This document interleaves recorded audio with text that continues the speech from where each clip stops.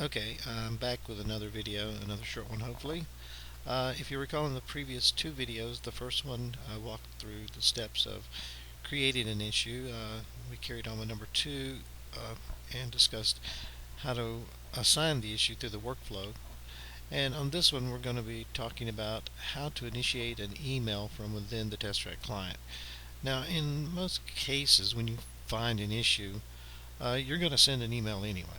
And as you all know, when you initiate that email, you're going to probably fire it off to several people, um, and that's good. I mean, sometimes you need help from different people, but the problem with is each of those people are going to respond maybe to different other people, or ask questions, and there's going to be dialogue going on um, amongst the people that you're trying to get information from. And it's easy for the thread to just spiral out of control, and no longer can you keep up with all the information that's being passed back and forth with one email thread, because everybody is sort of going along their own paths. So anyway, we're logging into TestTrack here, same as before. Again, I'm going to go to the customer service database and enable the issue tracking uh, module. And I just want to talk about the benefits of using this method of initiating your email.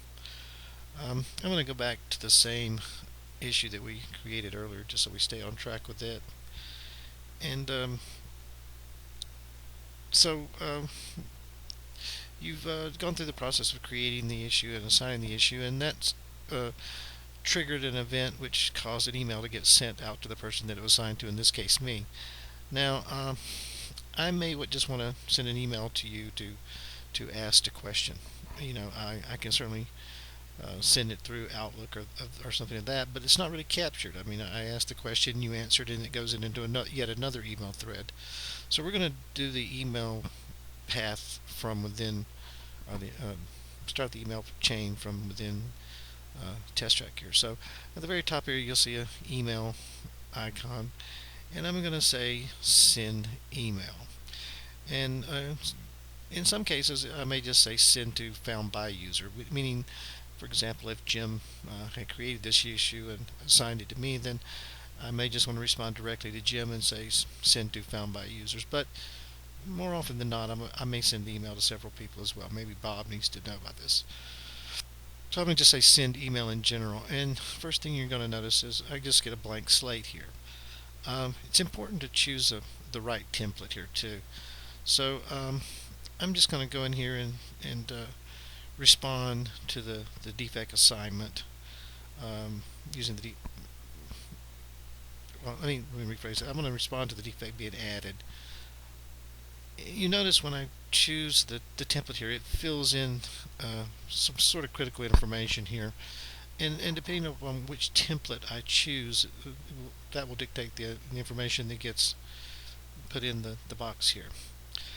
Some have more information than others. For example, the defect assignment has quite a bit more than defect closed. But in this case, let's just go back and let's use defect change. Let's just say that I'm sending an email to let everyone know that I've made a subtle change to the issue as it was entered. And again, just for demonstration purposes, I'm just going to choose myself. Should probably show you this. You could actually, if you don't know the email address of the person you want to send it to, you can hit the to button and type in a couple of letters of the person's name, do a search. In this case, it pops up me.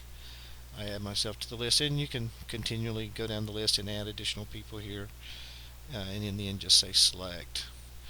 And you'll now notice my name is here, and you can have as many as you like. You can CC and BCC. So now I have an email created, and even though I have the information in here, which may also include the change that I made, I may want to put a note here just to let you know, the defect has changed. Now, that's certainly not technical, but that would be where you would enter some specific information about what the change was.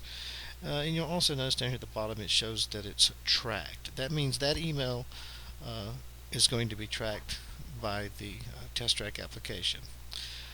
And the great thing about this is I'm going to send this to me. Let me go ahead and hit the send button here.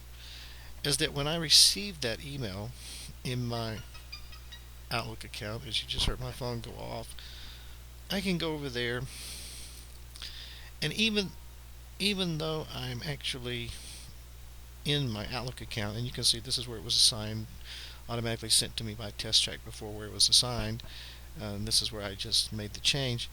Even though I'm in the Outlook and email application, I can reply to this email, and I can actually include other people. And my reply to this is also tracked. So now I'm just going to hit send there.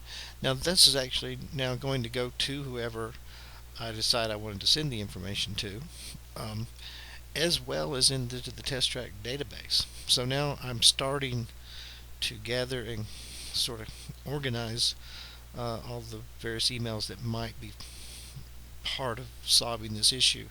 And as long as we, once that initial email is established within Outlook, then you don't have to go into TestTrack and actually respond to the email from within TestTrack. Once you see that it has a tracking code attached to it, then you know when you're responding to an email with that tracking code that it is actually being captured by TestTrack. Just take a look at some of your emails. You might see some that have the tracking code. That means that those particular emails are being flagged and captured within TestTrack. And that's a really good thing. I mean, it's just the only way I can see that we can keep all the information we need together to solve these issues. So anyway, that covers the process of sending an email from within TestTrack. I'm just going to go back over here to TestTrack. And it takes a little time to process through the system, but you'll notice now when I'm back in TestTrack that I already see the email where I responded to it. And it says, just to let you know the defect has changed, which is the information that I put in there before. Now you could reply to that email from within here, or you can reply to it within Outlook. So as you can see, there's plenty of options for making sure that we keep things organized and tight, that as they relate to this particular issue. And then we can go down here and look at the detail as well, just to see that we still have the same information. It hasn't been lost or dropped. We've got the workflow. We still show the assignment. We've got the email that was sent and then acknowledged and returned. So we've got everything going for us here. We've got, and then when Bob gives us his input, it's going to also show up here. If he adds pictures or anything of that nature, they're going to also show up here. And eventually we're going to move this thing out of this workflow state into another workflow state. So that concludes the how to send an email from within the TestTrack Web Client.